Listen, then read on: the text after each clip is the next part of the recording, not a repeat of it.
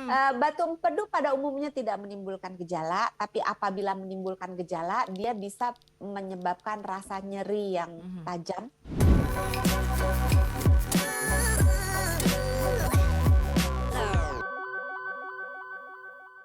Sudah ada beberapa WA yang masuk. Pak Freddy, saya ke Pak Freddy dulu di Jakarta Utara. Di Jakarta Timur. Usianya 55 tahun. Apa sih dok gejalanya seorang yang terkena masalah batu empedu, karena baru denger nih dok nih. Gimana mengatasinya supaya tidak terkena batu empedu itu? Karena kan tadi serem juga ya dengernya. Kalau sudah terkena batu empedu harus dioperasi ya? Dan bagaimana kelanjutan hidupnya seseorang yang sudah dikatakan dia terkena batu empedu? Borongan juga nih dok nanyanya. Ini kayaknya nanyanya satu segmen nih jawabnya. Singkat, Terima singkat, kasih, selamat singkat. malam pertanyaannya. Terima kasih buat Pak Freddy atas pertanyaannya. Umurnya 55 tahun, berarti resiko untuk terkena batu empedu meningkat. Tetapi karena Pak Freddy adalah laki-laki, jadi resikonya lebih rendah daripada saya. Oh kan. Kemudian gejala. Mm-mm.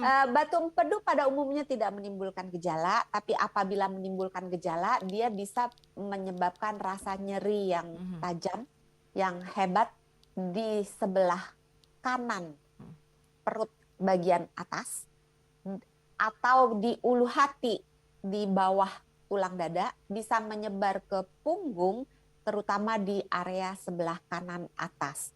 Kemudian bisa disertai dengan gangguan pencernaan seperti mual, muntah, nggak ada nafsu makan.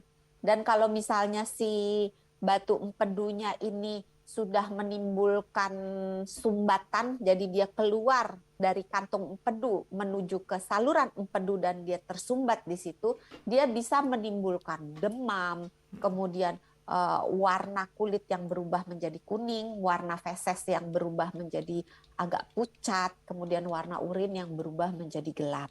Nah, itu gejala-gejalanya. Terus mencegahnya sebetulnya kalau secara pasti, secara spesifik untuk mencegah batu empedu sampai sekarang belum ada ya.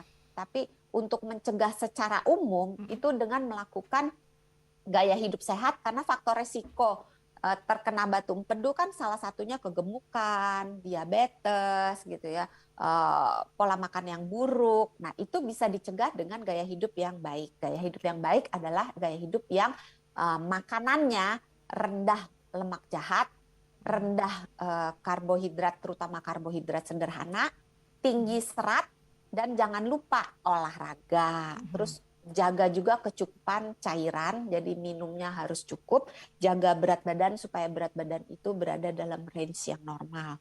Kemudian terapinya, selama batu empedunya itu tidak menimbulkan gejala, biasanya tidak dibutuhkan terapi apapun, nggak butuh obat, nggak butuh operasi. Tapi kalau si batu empedunya itu menimbulkan gejala, jadi ada rasa-rasa yang tidak enak gitu ya, dan rasanya itu berulang terus-menerus gitu, nggak hilang-hilang, tambah lama biasanya tambah parah, ya kayak gitu, ya terpaksa harus diobatin.